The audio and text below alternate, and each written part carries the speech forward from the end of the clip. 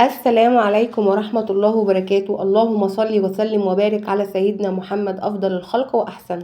النهاردة إن شاء الله هنعمل مع بعض حاجة كل الأطفال بتحبها وبتتباع بره غالية جدا وتمنها غالي جدا، سواء في مصر أو في ألمانيا غالية. هنعمل مع بعض الدوناتس الجميل ده زي اللي بتشتري من بره، ومقاديره بسيطة ومش مكلفة خالص، وكل حاجته إن شاء الله موجودة عندك في البيت. بصي التسوية بتاعته من جوه ومن فوق ومن تحت، واخد اللون الذهبي الجميل زي بتاع المحلات بالظبط. بصي بقطع لك حته وانا مش عارفه عشان لسه الصوص عليها ما جمدتش.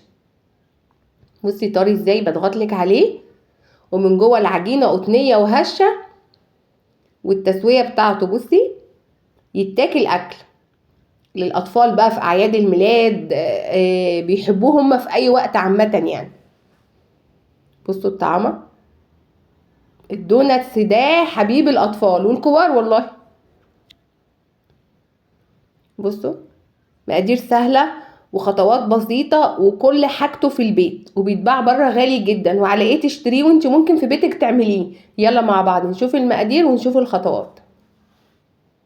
معايا هنا ان شاء الله كوبايتين ونص دقيق، كوبايتين ونص دقيق، ومعايا هنا حوالي نص كوبايه ميه، نص كوبايه ايه ميه، ومعايا هنا خميره ومعلقتين سكر، ومعايا كوبايه زبادي. لو مش بتحبي الزبادي اعمليه بكوبايه الا ربع لبن، ومعايا هنا بيضه، ومعايا فانيليا، ومعايا رشه ملح صغيره. هو عامه في ناس بتعمله باللبن، بس انا ما بفضلش اللبن في المعجنات، بحس ان هو بينشفها لي، فانا بستخدم بداله الزبادي اللي هو بيتقال عليه في الدول العربيه لبن. الزبادي هنا اسمه في مصر، في الدول العربيه اسمه لبن. اول حاجه عملتها جبت نص كوبايه الميه بتاعتي، حطيت عليها الخميره الفوريه وحطيت عليها معلقتين السكر. يبقى انت لو مش عايزه تستخدمي الزبادي اللي هو اللبن، هتستخدمي كوبايه الا ربع حليب، كوبايه الا ربع حليب. بس انا بفضل الزبادي، بيطلع لي العجينه طريه ومظبوطه معايا، حتى لما بتبات لي تاني يوم ما بتبقاش مفروله كده، لا بتبقى مظبوطه. هنا بعد ما حطيت كل الحاجات دي على بعضها، هي اتمسحت من المونتاج معلش يا ولاد. حطيت الكوبايتين ونص دقيق مع البيضة مع الفانيليا مع رشة الملح مع الخميرة بالسكر، حطيت كل المواد دي على بعضها بالزبادي وقلبتهم كلهم مع بعض. وهنا بعجن بايدي، مرضيتش اشتغل بالعجان، قلت اشتغل بايدي عشان حبايبي اللي ما عندهمش عجان. هنا بعد ما عجنتها هروح حطها في بوله واسيبها تختمر شويه، مش هسيبها تختمر كتير لان لسه في خطوه تانية. بعد كده هتجيبي 3 مكعبات زبده، 3 مكعبات زبده، وهتروحي ماسكه العجينه عاملاها تاني بالمكعبات الزبده، تقعدي كده تعجني فيها اهي لحد ما تبقى لينه معاكي. عشان كده انا في اول خطوه مرضتش اخمر كتير، لان لسه في مرحله تانية بعد اضافه 3 مكعبات زبده اهو. هنا بعد ما اختمرت جبتها. انا ما بحبش بقى افرد بفرادة العجين الدوناتس، لان الدوناتس ما ينفعش العجينه بتاعته تبقى رقيقه، مش هيطلع معاكي منفوخ في الزيت ومش هيطلع معاكي مظبوط. فانا بحب افرد بايدي كده، واجيب القطاعه اهي هقطع. وبعد كده هجيب قطاعه صغيره هعمل الفتحه اللي في النص، وبكون محضره ورق زبده انا مقطعاه لهيئه قطع عشان يبقى سهل معاكي لما ينزل في الزيت. والزيت ملحوظه اهي، دي القطاعه اللي انا بقطع بيها من النص. هجيب بقى ورقه زبده واحطها عليها عشان لما تيجي تنزليها في الزيت يبقى سهل معاكي. عشان يطلع معاكي مظبوط لازم الزيت يكون غزير، يعني يكون كتير عشان يطلع معاكي مظبوط ويقب كده ما يبقاش هابط. وتاني حاجة، أول مرة الزيت بيبقى مثلا درجة حرارته عالية، بعد كده كل مرة بتبتدي تهدي النار. ليه؟ لأن النار كل ما هيسخن معاكي الزيت، وأول ما تنزلي الدوناتس هيديكي وش من فوق وهيبقى ني من جوه. فبعد كل مرحلة بتشيلي الطاسة وتهدي الزيت لحد ما تنزلي الدوناتس بتاعك. خلي بالكم التركاية دي، ولازم تحطيه على ورق زبدة عشان لما تيجي تنزليه في الزيت يبقى سهل معاكي زي ما انتي هتشوفي معايا كده اهو. بتقطعي بقطاعه، اي قطاعه عندك. لو ما عندكيش القطاعات دي استخدمي الكوبايه، هاتي كوبايه واقلبيها وقطعي بيها.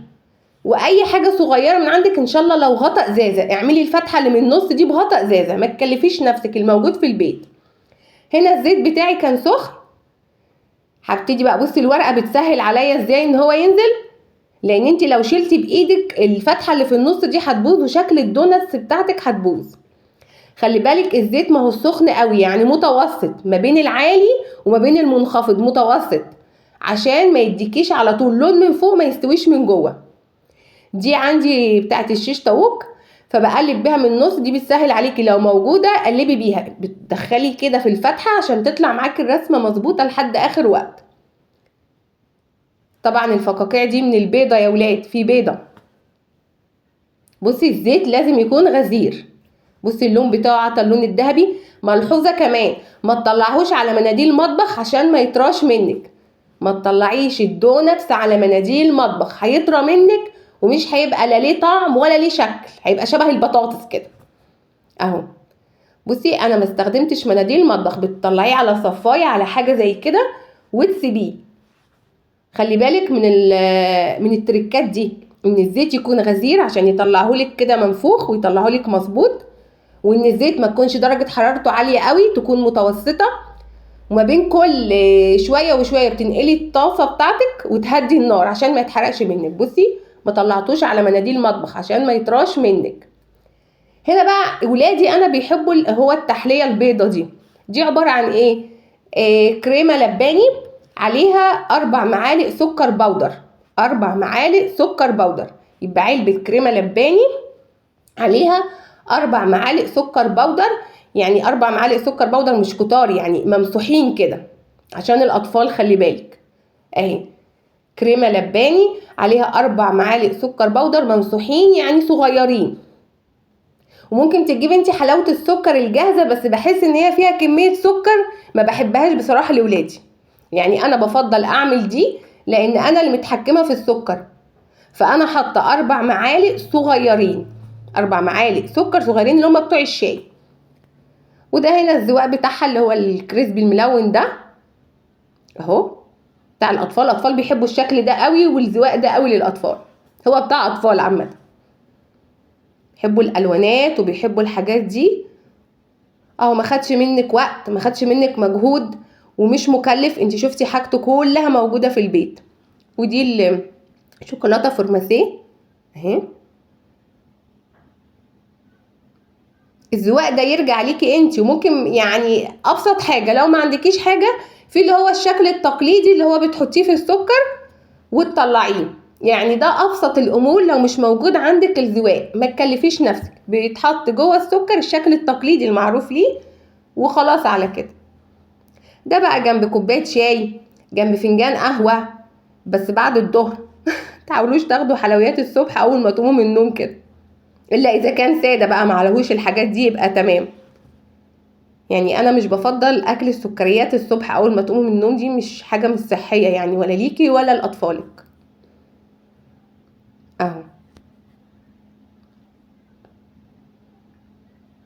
بصوا ده الشكل النهائي. ما تنسوش اللايك والاشتراك وتفعيل الجرس علشان اي حاجه جديده انزلها توصلك مني باذن الله.